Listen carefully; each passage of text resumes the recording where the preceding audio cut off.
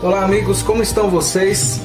Lembrando que canecas e camisetas do Joe Rock Show já estão à venda. Temos outros modelos, muita coisa legal, a pronta entrega pro Brasil inteiro. Ficou legal, né, gente? Than your famous brothers, the Bee Gees. I'm almost 10 years. How old were you when you realized how big and important they were? I didn't realize, even before they made it famous, they'd had many years of success in Australia. But I wasn't quite aware until they made it internationally famous for some reason. I was about 10 years old when it really clicked. Now, were you born in Australia or England? I was born in England, Manchester, in north of England. And then moved to... that guy's just from the outskirts. He just... Not right in the main part of Manchester, lives on the outskirts. Suburbs, you go. Yeah. But how old were you when your folks moved to Australia, and why did they move to Australia? Well, I was 5 months old when we left, and it was mainly for the reason that I think my brothers had the bug to get into music, and I think they, the family as a whole wanted a fresh start, a fresh country. So which Australia is a great country for. It's great for careers and everything. Well, you were all worried. You must have been worried about following in their footsteps. Yeah, I used to be. I still am in a way. I still am. Do they help with your records a lot? Oh yeah. Barry produces all my records in conjunction with another two chaps that produce the Bee Gees records. But they're right behind my career. As a matter of fact, Barry got it off the ground by writing my first #1 record for me. Was your first time out of the box a #1 record? Yeah, it was. My gosh. First three were. The first three? Yes.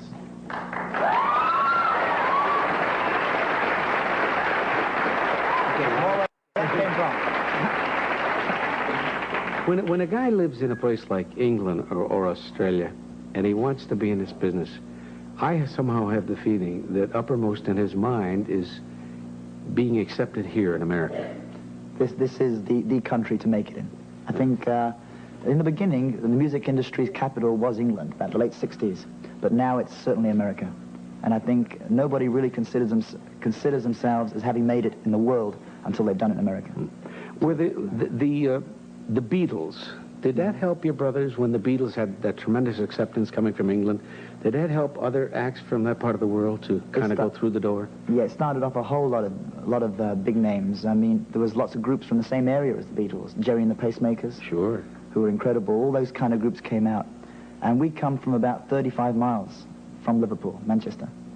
And I think there's definitely a kind of a sound, something up there that gets in. What was the biggest influence on you and your brothers as far as music is concerned? Was it necessarily an American act, or were they other acts? I got to say, one of the earliest influences I got, and which I also learnt, that my brothers had learnt a lot from, was the Mills Brothers. Oh, I love them. Yeah. Boy, I like them. And I used to play their records all the time, and still do. Yeah.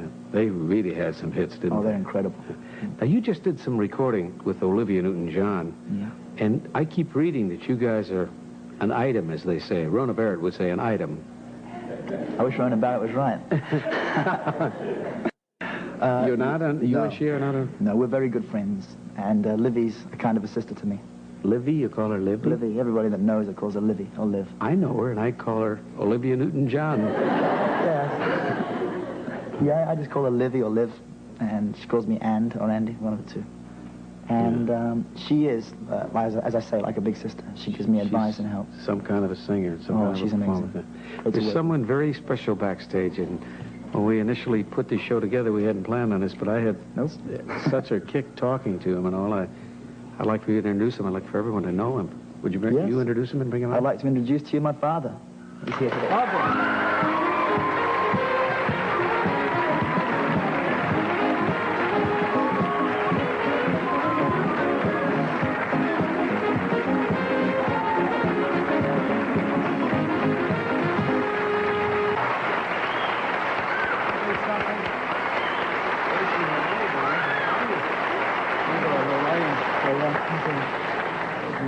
You are a musician. Yes, way back.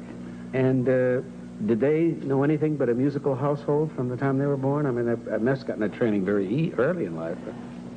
I don't think they ever did. No musical training? It just... No. It was around them? I was a lot? I was the oddball in my family as regards music. I was brought up in an era where you do a job, get your pension, that's it. Ah. And to go into the music, you know, oh, that was outrageous, you know. Like the old days of vagabonds and strolling players. How do you feel about the success of not one, but 4 of your sons? All 4 of your sons? Well, it is abnormal because you might get one youngster in a family. I mean, you know the times when I was a kid, excuse me, you had to stay in after school and practice the piano. Yeah. I did that all the time. Oh, yes. But how many great pianists came out of the era, you know? But the Bee Gees and Andy, it's all they've ever wanted to do. Yeah. They didn't need to be forced, they just wanted to do it. How did it, I've asked them all how it's changed their lives, but how has it changed your life, having your sons become as famous as they have become? Oh, financially, it's fantastic. Do they take good I'm care of broke, you? but it's great for Do you act as their managers? No, I did in the early days. I don't believe in that, Mike, because I think it's wrong for a parent to manage his own children. Because you could be an agent, I could go to you and rave over my kids, and you'd be quite entitled to say, well, it's all very well you talking, you're their dad. I see. Yeah, I see what you mean. Yeah. And in the early days, I did put them in the hands of different people who promptly decided to ruin us. So I had to come back and start again and salvage the Well, work. then you did play a part. Yes, If but you, it was if you my... filtered through all of that, Used to you travel played with it brothers different. all over Australia. Well, they're too young, I had to drive them, you know.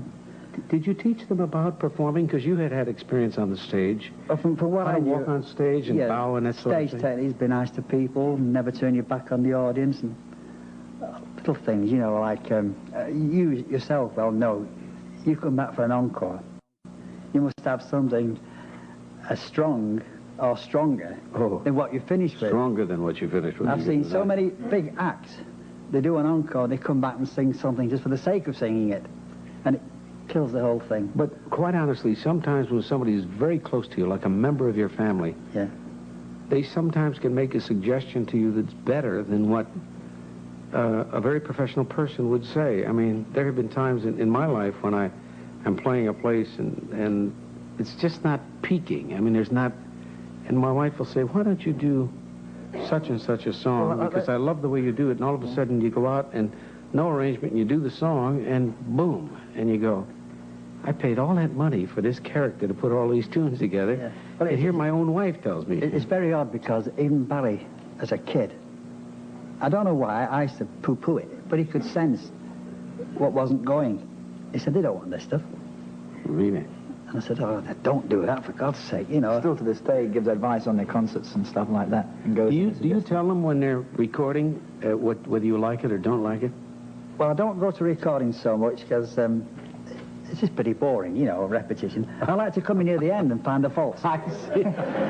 Oh, you're... He often gives us an idea of what he thinks of the single. No, but it's true. This is true because That's I've wonderful. gone and It is boring. You are right at the it is, beginning and of when it. they're repeating and repeating and repeating, they get so familiar with it, and you come up and walk straight and say, that's a clinker. You know, they're missing it. Sure, No, but because not that they do. you're that close to it. Not that they do, but they get too, you can get too close to a thing and continually doing it. You were telling me what your brothers are up to, and that's exciting for people to hear that. I don't think they would even read about things like that. My eldest brother, Barry, is just finishing up producing Barbra Streisand's new album, which will be out shortly, I think. No, the big thing is he's written 10 songs and she's accepted every one. Yeah. Barry wrote all the Yeah. songs? Oh, And the- my. I've heard it. You heard the album? Oh, yeah, I've heard it. I've heard every track, and every track to me is a #1 record. Yeah. Without a doubt. My. It's unusual for the whole album. And your Written other by- your other two brothers, what are they? Robin has just finished producing Jimmy Ruffin. Jimmy Ruffin. Oh, from the Temptations? Yes. And he's now starting to produce Marcy Levy, the ex-lead singer in Eric Clapton's band. Wow. So yeah, she's a great singer, and she's going to go work with And you her. have two sisters, don't you, Barry? Do? What are your daughters? Are they into music? What No, are they doing? Leslie lives in Australia yet. She has her own breeds family dogs. there. And she Or married breeds, and has a family? she breeds these dogs that, I don't know whether you got it here, but we lived in Miami, you know. Yeah, they have them in there. And there's a big outcry over these pit bull terriers. Tearing. Pitbull. Yes. Toughest dog. Now, wait a minute. Leslie breeds the Staffordshire Bull Terrier. This is the same breed, really. But they're not the same looking dog. They're a hell of a guard dog, but marvellous with children. Yeah, I'm told if they get a hold on another animal, They're like a small bulldog. Yeah, they're it's like good night, the Irene. jaws lock, and they can't. the jaw lock, and it takes a crowbar to get them off. You Yeah. know, by that time it's a little late. The other one is deep sixth. Well, she has a big... She has a big dog boarding kennels, like 57 kennels and a cattery, so she's doing all right. Yeah. She went best in show in Australia, didn't she? She got the best, the Australian Australia's champion. biggest dog show. And your other daughter? She's here. Oh. She's not here today, is she? No, it's not, she's not in the studio, she's at home. Oh, I thought she was backstage. No. Hardly enough, she just decided not to come the last minute, so that was it. Yeah, she wasn't going to come today. Well, we are going to have to leave you, but when we come back, you're going to meet one of Andy's biggest fans, Christy McNichol, right after this.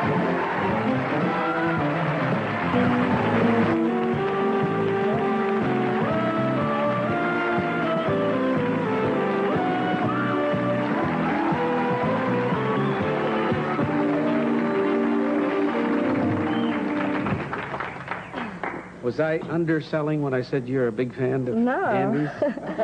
No. Do you have all his records? Yeah, a few of them. Not all of them, I don't know. That's But coming a out. lot of them I do.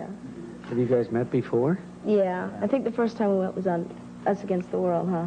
Yes, it was. was it That's on right. there? Because I thought it was an Osmond show, but it wasn't Oh, an we Osmond played the show. pinball machine or That's something? right. Yes, I was against the world. What you up to? Nothing. I'm not You working. bought yourself a house, though. Yeah. Well, we had the house for years, and I just went in there and fixed it up. But you look so cute down there as a cheerleader. Because you could do all that stuff. You wouldn't need hardly any training at all. Christy, have you ever seen Christy dance, Andy? Never have, no. The contemporary dances? No, I've yet to He see dances pretty good. But you did a dance on this show. Remember? You came on my show. Oh, I don't want to talk about it. Saturday Night Fever was the big rage, and you did that dance to the letter that he did in that movie. She had the whole thing No, I memorized. think I did see that. Did you see that one? Yeah. I felt Just kind of vague, funny. Let's do it again. I loved him so much. I still do. John Travolta. Have you seen Urban Cowboy? Oh, yeah. Yeah. Another guy from the outskirts of Houston. No, one guy out of this audience saw Urban Cowboy and just sort of liked it. Yeah. You're gonna You'll love it. You're gonna do a movie project where you play a singer. Yeah, we were supposed to do it this August, but because I didn't have enough time with the music and everything, we want to take time to do it right, or we don't want to do it. You might get a private lesson or two from Andy if you play your cards right. Yeah, maybe. We're gonna pause. We're coming right back with comedian Johnny Dark right after this.